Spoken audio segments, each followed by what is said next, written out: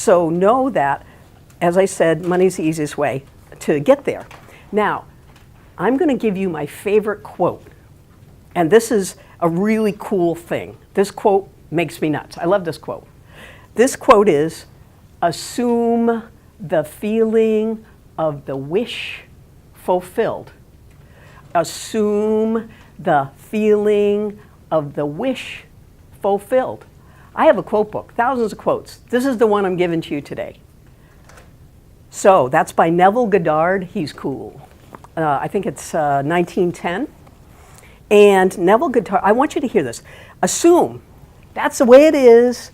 It's done deal, absolutely. Trusting the process, absolutely. Okay? The feeling, notice I said the feeling. That means the powerful positive emotion, bliss, joy, yay. Assume that feeling of confidence and yay and bliss of the wish. That means whatever you desire, fulfilled. It's done deal. Assume the feeling of the wish fulfilled. It's not going to happen someday. It's done. It already happened. It's done. Assume the feeling of the wish fulfilled. That is monster transformation talking.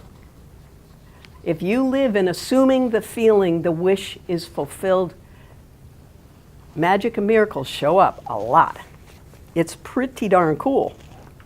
So manifestation is not about changing your thoughts or belief system.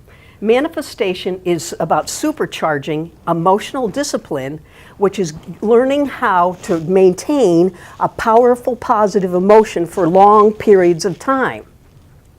Because that's what supercharges your desires. Okay? That's where people don't realize you've got to maintain it a long time. It's a frequency thing. It's about energy. And if you like that energy, you've got to maintain it. You've got to be in that energy to have it show up for you.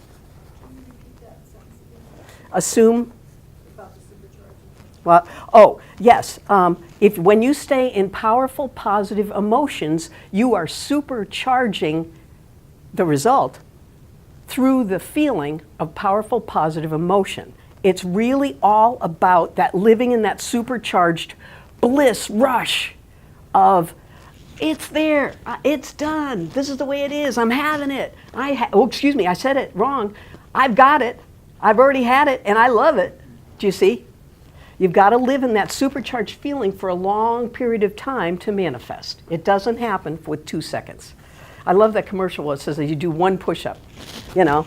And I thought that was kind of interesting because it's like this. People think they can do one rush of happiness and it's going to show up. Now, along the lines of attracting and keeping what you're desiring, beginner's mind is really important. When you come from I know nothing and I don't know, you got power. Because you open the doors for receiving. When you think you know anything, it's actually blocking the way. I'm going to say a funny phrase, a different way. If you want to make God laugh, tell him your plans.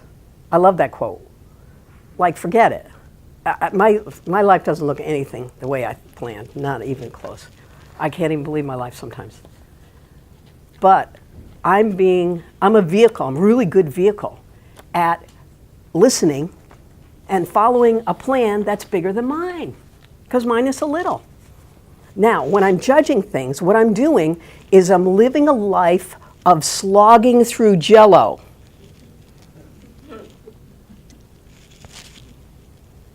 Okay, when I'm judging, when I'm analyzing, when I'm thinking, when I'm planning, I'm living a life of slogging through Jell-O. I love that phrase. That came recently. That was a good one. I don't want to live that. I'm not going to be judging. I do to the best of my ability. I'm not going to be judging. So this is a summary. Where are we? Good. What is money?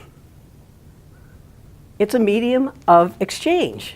Oops, I forgot a part. Let me just say that 1700 BC, they had been using barter. I forgot the history of money. They've been using barter up to 700 BC.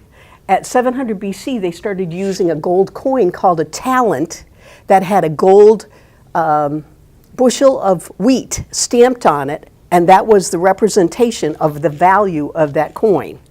And that's where money started. It wasn't good or bad, right or wrong. It was just a talent, a cold coin. And today it's paper or coins, but it's not good or bad, right or wrong, you know? Matter of fact, how nice it would be if someone says they need $500 and you go, okay, here you go, boom, let me give you this, right? How cool is that? Isn't that a fun game?